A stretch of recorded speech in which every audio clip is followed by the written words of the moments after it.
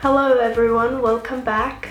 I am coming with a brand new video for you today. It's gonna be a thrift, flip and DIY video. I've never done these kind of videos before, but I've been working really hard on an ethical fashion documentary this year, and I'm so passionate about ethical fashion and sustainable fashion that I started getting into upcycling and recycling clothes and also repairing clothes. So I'm starting off the series with something very simple and easy that pretty much anyone could do, and it's scrunchies. In this situation, I was repairing them, so I did not have to cut the fabric and the pattern in the first place. The only thing was that the elastic that was inside was extremely distended, so I couldn't really tie anything with them anymore, and they just looked like floppy scrunchies. To fix these two scrunchies, I used two different techniques. One of them requires a sewing machine and the other one didn't, because I know not everyone has a sewing machine. If you are starting all over from brand new fabric and you don't have scrunchies but you want to create some, all you have to do is to choose a pattern and cut it about 10 centimeters wide to 25 to 40 centimeter long, depending on how thick and how wrinkly you want it. You can use any type of fabric for it. I really like velvet. I think velvet is really cute, and it also is very soft for your hair, but you know, any fabric will work, and I think they all have really great look. You can be fancy in the patterns and colors that you're choosing.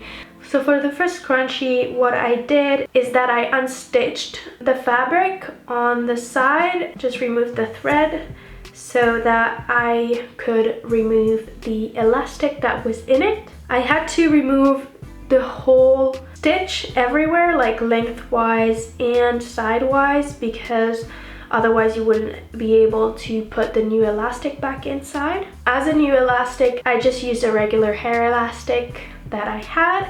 Then I just removed the thread that was left over that I had cut, and then I ended up with this long rectangle of fabric. So then what I did is that I flipped the pattern upside down and put it upside down all around the elastic, and as I was doing that, I was sewing that again all lengthwise and going around the whole loop of the elastic, so that when I would flip it, then we wouldn't see the thread anymore. And then when I sew all around it, I also sewed a bit of the end with the sewing machine. You don't have to, but it's definitely a little faster. And then I still left unstitched part of it to flip it around and put it on the right side. Once it was on the nicer side, there was still a little bit hole, obviously, and so this I just hand stitched it myself to close it completely. This one doesn't have so much fabric, so it doesn't look super wrinkly, but I like it anyways. I think it's really cute and it's very nice. So that's how I did for the first one. For the second one, it was a lot faster and not necessarily easier, but it definitely required less steps. So again, I had to unstitch it at some point to remove the standard elastic that was inside.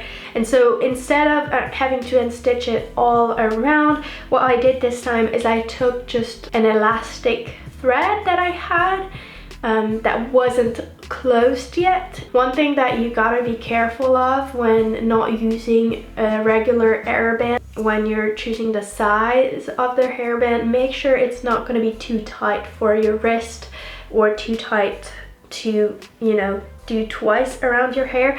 It also depends how thick or long your hair is, so try to find something that works for you, and then for that you can just use a regular hairband that you already have and really like the size of it, and just use it as a reference. And so then I just passed it through the whole of the fabric and went all around the loop, and then when I had the elastic all through it, I made a big knot. I really closed it well to make sure it's not gonna untighten. I just closed that and then I just stitched the last piece. And this one is especially very wrinkly and very long.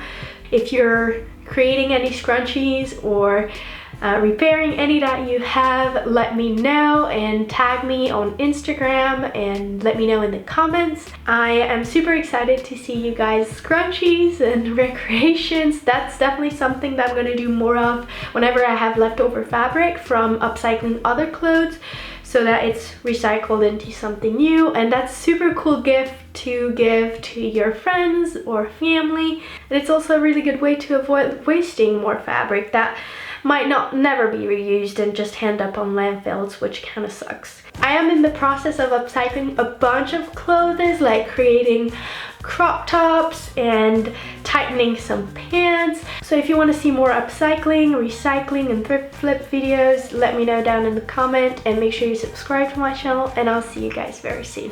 Bye!